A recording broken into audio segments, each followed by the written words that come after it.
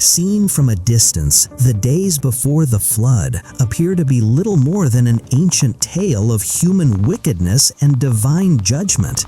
But almost no one has gone deep enough to find what lies beneath. Imagine the plains near the ancient Euphrates around 2348 BC by traditional chronologies. Golden hour light stretches long across fields where humanity had begun to multiply. Daughters were born, families grew, and life carried on with the ordinary rhythms of planting, harvesting, and building. Most readers assume this was simply a story of moral decline. Yet one unexpected detail breaks the surface.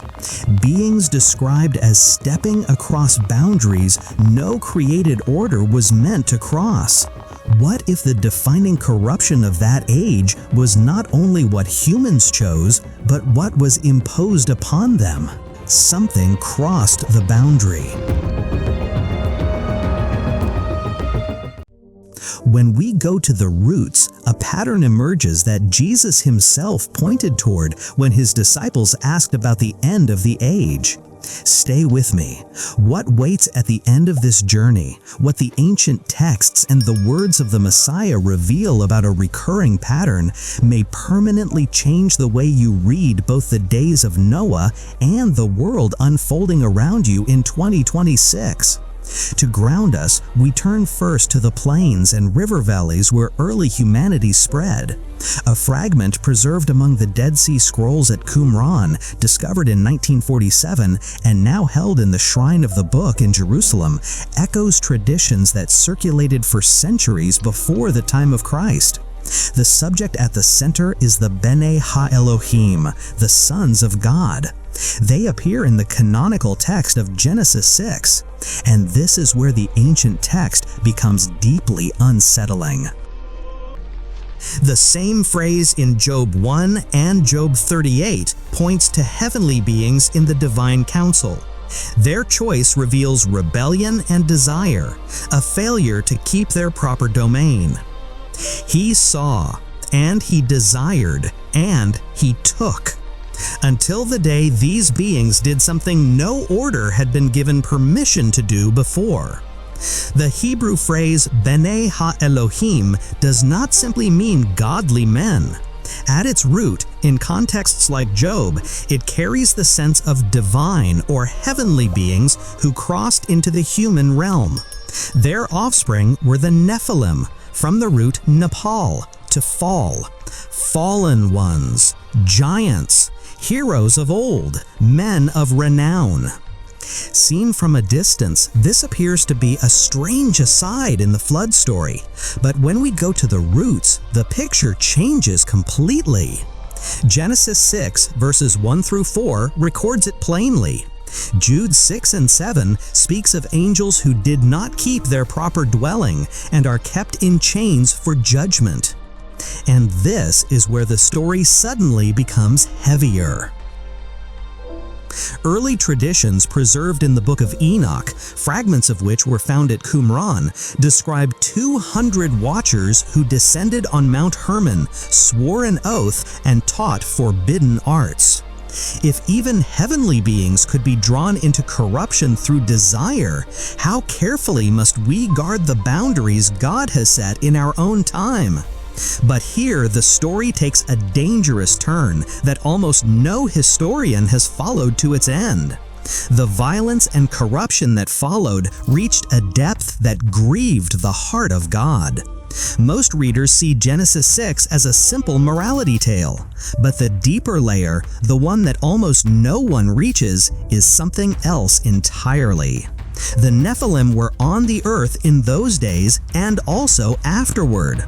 The Hebrew gam acharechen carries the quiet weight of recurrence, not fully eradicated, lingering. Before we go further, I know what some of you are thinking. This is extra-biblical speculation, not core scripture, and that instinct is not wrong. The canonical text is sparse for good reason. Most people miss this entirely. But here is what the original Hebrew and the corroborating witnesses show when you go to the source.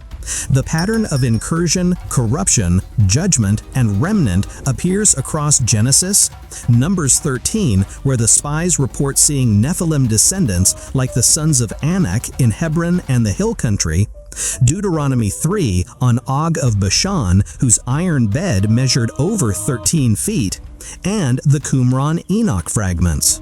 This was not a one-time event. Traces remained. Seen from a distance, this appears to be ancient mythology. But when we go to the roots, this is not ultimately a story of random giants. This is a story of boundaries violated and creation groaning under unnatural corruption. I want to ask you something before we go further. Have you ever sensed that some battles in your life feel older and deeper than mere human choices? Because now, this stops being ancient history. The grief of that age, violence filling the earth, every intention of the heart only evil continually, echoes in the cries of a world that still groans. Yet wonder returns. Noah was found tamim, perfect in his generations. The root suggests completeness, moral integrity, and in some interpretive layers, an uncorrupted line amid widespread mixing. Here, a disturbing pattern becomes visible. The flood judged the corruption, yet the phrase "and also afterward" and later encounters with Rephaim and Anakim suggest the story was not over. Genesis 6 through 9 records the judgment. 2 Peter 2 verses 4 and 5 speaks of God not sparing the angels who sinned. If God judged such profound boundary breaking with precision in Noah's day, do you honestly believe He is careless about the boundaries being crossed in your own heart or in the technologies reshaping humanity today? What if the exile from Eden and the judgment of the flood were not only punishment, but preparation for a people who would choose the ark? The turning point arrives not in overwhelming force, but in quiet obedience. Noah built, and he waited, and he entered, until the day the flood came and took them all away.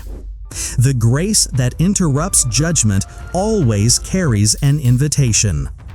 Here, the ancient text meets the moment you are living in right now. I don't know how you found this today, but I have learned that when ancient truth surfaces at a specific moment in a specific person's life, it is rarely coincidence. Seen from a distance, our world in 2026 might appear to be advancing through technology and discovery. First came the manipulation of knowledge. In an age of genetic editing and transhumanist visions, humanity is beginning to ask questions previous generations could barely imagine. At the same time, unexplained aerial phenomena continue to challenge assumptions about the world around us. The pattern invites discernment, not fear. Jesus warned that the days of the Son of Man would resemble the days of Noah, not just in ordinary life continuing, but in the potential for sudden judgment amid unrecognized deception. I don't know what part of your story feels uncertain or pressured today. But when we look at Noah, one truth becomes clear. Safety was never found in understanding every mystery. It was found in entering the refuge God provided. Grace always has the last word for those who choose it. What would happen if you made your own quiet decision today to step into the refuge Christ offers, refusing every subtle invitation to redefine humanity apart from the Creator? If something here shifted your understanding today, share it. Not for this channel, but because someone in your world is carrying the exact question this root word answers, and they don't know where to find it. Which root word moment? Not Paul, to meme, or the haunting and also afterward stopped you today? Write it below, even one word. That declaration matters more than you know. And once the roots are uncovered, you can never see the story the same way again.